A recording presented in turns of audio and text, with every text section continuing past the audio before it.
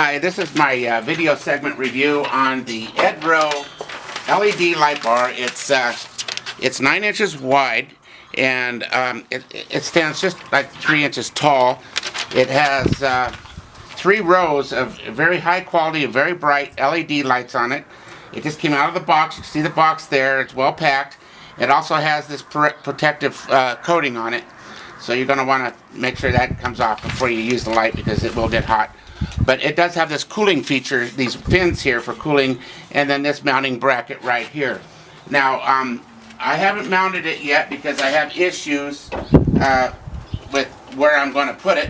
But I'm going to show you how bright the light is right now. As you can see, it's very, very bright, and will light up the world in front of you. Now, this is only 9 inches. They have long light bars as well.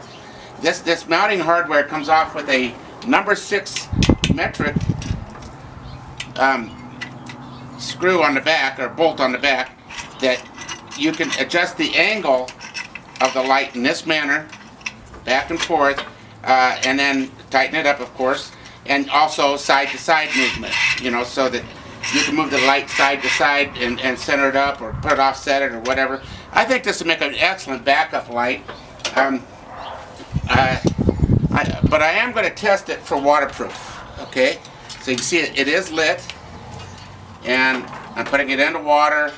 I actually been in water overnight, and it's still operating, but you can see no reaction whatsoever. So it is very well insulated and everything for water protection. All I have right now on here is test leads. Okay, because the red wire is positive, black, which is your ground, and you can ground it anywhere on your vehicle. You want to put this to a power source with a switch on the interior there, and of course you're going to want to fuse it with. I would put a 20 amp fuse on it, maybe 15 amp fuse on it. It's very well put together, and like I said, it's packed in this box.